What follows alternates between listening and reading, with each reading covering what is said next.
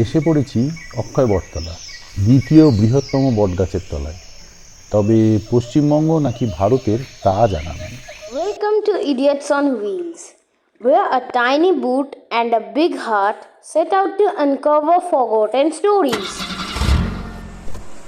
যাবো কি যাবো না করতে করতে সন্ধ্যায় জিনিসপত্র গুছিয়ে গাড়িতে তুললাম, সামান্য চিকেন কষিয়ে নিলাম, আর শেষ বেলায় সঙ্গে জুটে গেল কলকাতা থেকে ভাইফোঁটা নিতে আসা ছোট মামা। বেরিয়ে পড়েছি আমরা। এখন সামনে পাহাড় না সমুদ্র, সমুদ্র কিছুই বোঝা যাচ্ছে না। ঠিক আছে,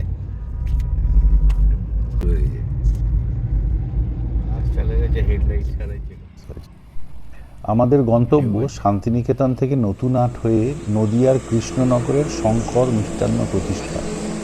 সেখানে কলকাতা থেকে আসা বাকি গাড়িগুলোর সাথে জুড়ে গিয়ে রওনা দেব। কৃষ্ণনগর থেকে মাঝদিয়া রাস্তা ধরে 34 কিলোমিটার দক্ষিণ পশ্চিমে আসাননগর হয়ে বাগবেড়িয়া।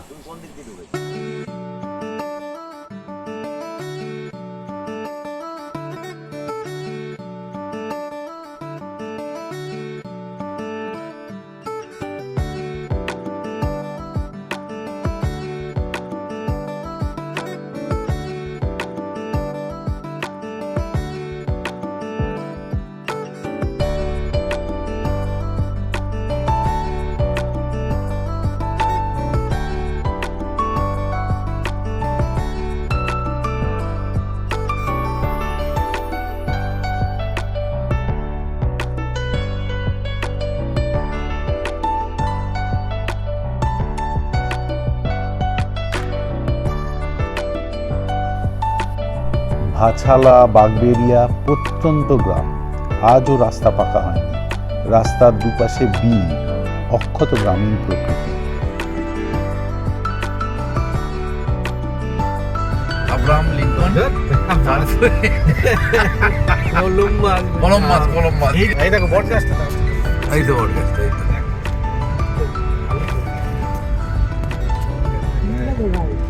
আমরা বটগাছে ঢুকে পড়লাম। সিরা বটগাছ, Yes. দেখো।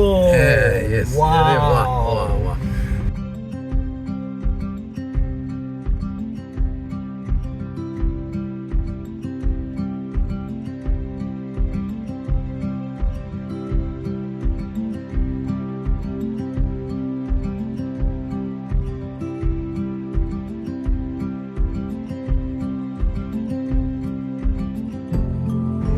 আজকে রাতে এখানে স্টে, আমাদের প্যান্ডেল হবে। প্যান্ডেল বলে তাবু, আমরা এখানে থাকবো আজকে। গেটটা দেখো, সামনে গেটটা। আরে হ্যাঁ, আরে এন্ট্রি কি, হ্যাঁ, এন্ট্রি গেট আমাদের সাদর আমন্ত্রণ করছে। হ্যাঁ।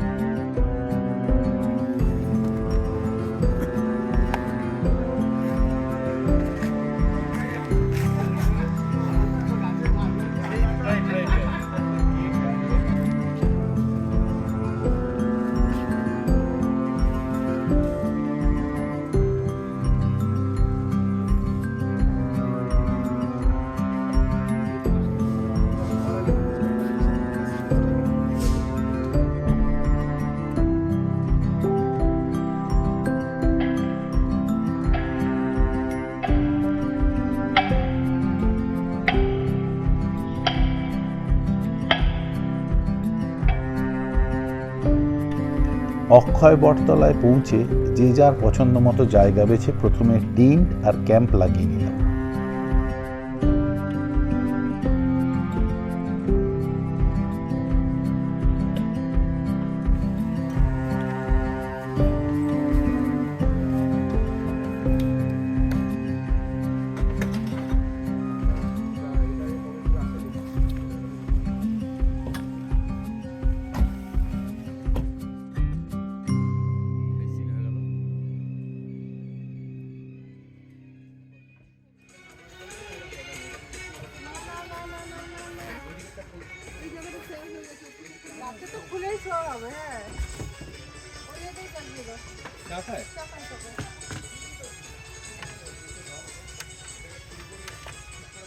আচ্ছা, এবারে চায়ের ব্যবস্থা হবে, যে স্টোভ, এই ফোল্ডিং স্টোভ, এই গ্যাস লাগবে। বেশি নড়িও না, এক জায়গায়। হ্যাঁ হ্যাঁ, ঠিক আছে।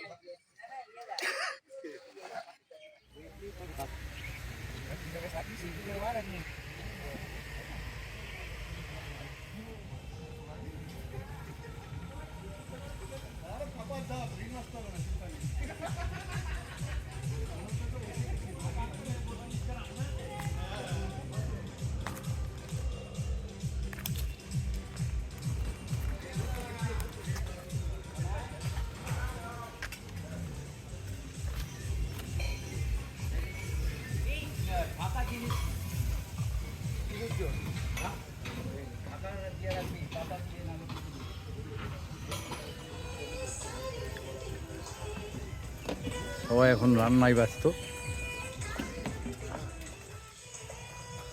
পরে জানাচ্ছি কোথায় কি হচ্ছে, পরে খবর দেবো। এইখানে ডিমের ঝোল হচ্ছে, বোঝা যাচ্ছে। ডিম কষাও হতে পারে। এটা রান্না কী করছে এখন? ওই স্যার আলু ভাজা অর্ধেক হয়ে গেল। আর চাল কি তো পোলাও হবে মনে হয়।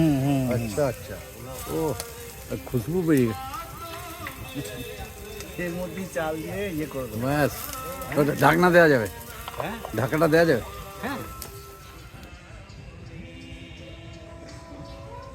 পুরোটা একটা বট গাছ।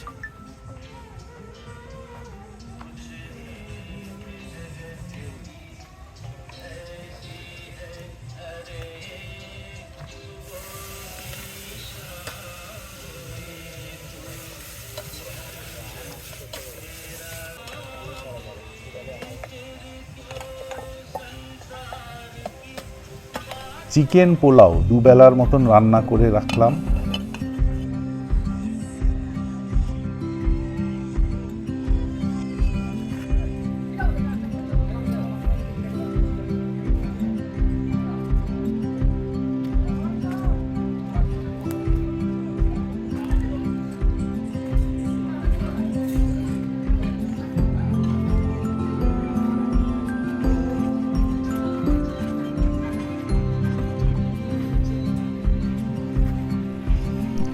তারপর একটু চা কফি পর্ব সেরে গেলাম অক্ষয় বটতলার আনাচে কানাচে দেখতে।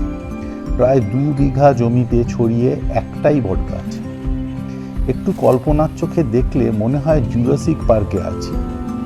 আদি বট গাছ কয়েক শত বছর ধরে ঝুড়ি নামিয়ে নামিয়ে নিজের আয়তন বাড়িয়েছে। মূল গুঁড়ি খুঁজে পাওয়া যায় না। ঝুড়ি ডাইনোসর, টিগেডোসর, কখনো গলা উঁচু জিরাফ বা কাল্পনিক কোনো প্রাণীর রূপ নিয়েছে। পাশ দিয়ে বয়ে গেছে একটা নদী। নদীতে আমরা স্নান করব বলে পাটকাঠি দিয়ে একটা ঘাট বানিয়ে দিল একজন।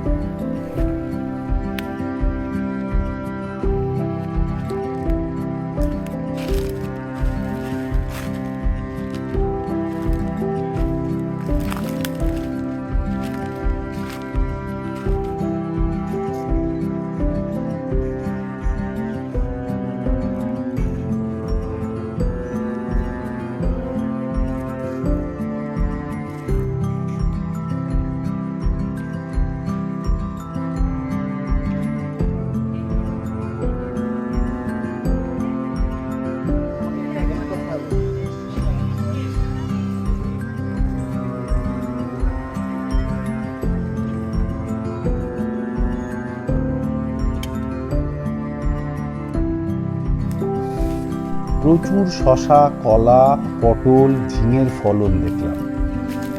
স্রোতহীন নদীতে মাছ, নদীর পাড়ে উর্বর জমিতে শাকসবজি, বেঁচে থাকতে আর কি চাই। তাই যতদিন না এখানে উন্নয়নের ঢেউ লাগছে, পাকা বাড়ি, হোটেল, রিসর্ট খুলছে, ততদিন গ্রামের মানুষ প্রকৃত সুখে থাকবে।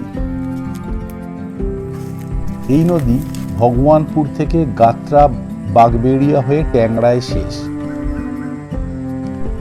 আমার তো মনে হলো ভারত বাংলাদেশ সীমান্ত বরাবর নদিয়া জেলা দিয়ে বয়ে চলা মাথাভাঙা নদীর থেকে বিচ্ছিন্ন একটা অশ্বক্ষুরাকৃতির হ্রদ।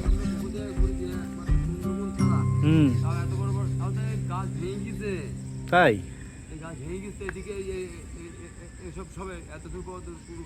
তাই নাকি?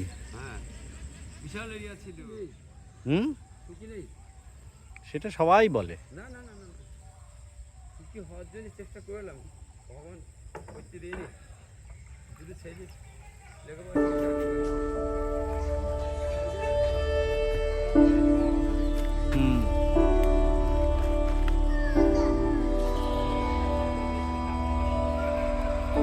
আচ্ছা,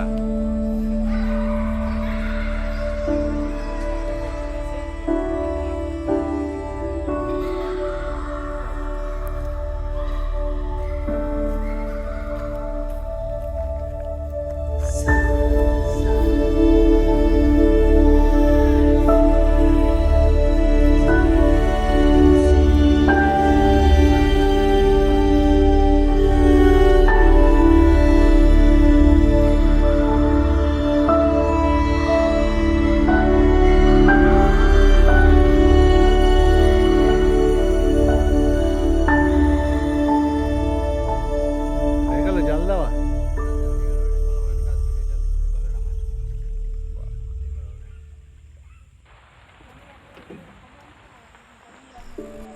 সূর্য অস্ত গেলে ঝুপ করে নেমে আসে অন্ধকার। অক্ষয় বটগাছে পাখিরা ফিরে আসে তাদের বাসায়। নদীর জলে প্রতিচ্ছবি ফেলে সাদা বকেরা ফিরে যায় তাদের আস্তানায়। এভাবেই বটতলা রহস্যময় হয়ে ওঠে।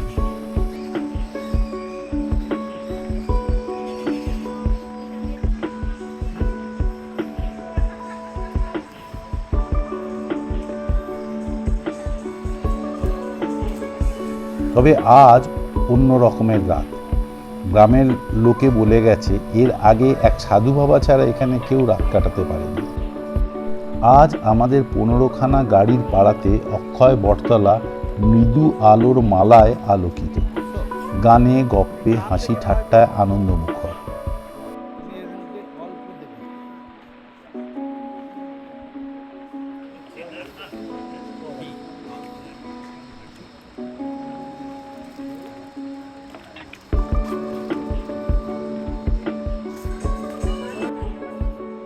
খাওয়া হয়ে গেল।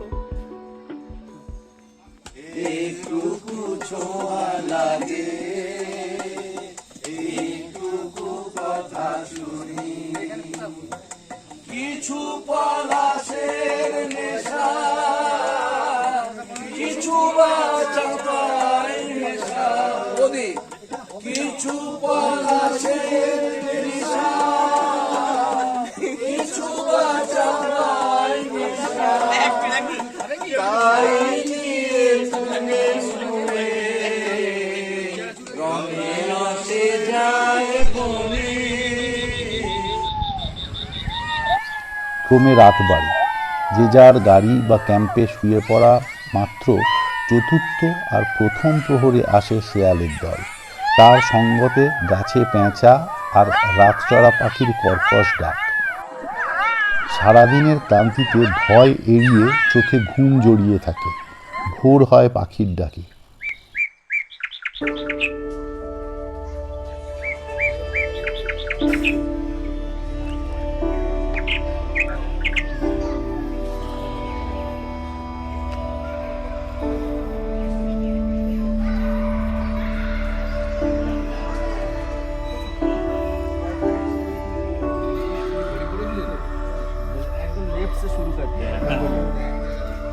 ये जो दोनों है ये मैथ का टीचर है, ठीक है, था है नहीं था, नेवर गिव अप। অঙ্কের টিচার ছিল, ছেলেদের খুব পেটাতো, ঠিক আছে? হ্যাঁ, রিটায়ার করে গেছেন উনি, ইনভিটেশন পেয়ে রিউনিয়নে আবার জয়েন করেছেন ওই শপথ বিপত্তি এই শপথ বিপত্তি শপথি পিটি টিচার দেখে লাগছে একটু খুশি।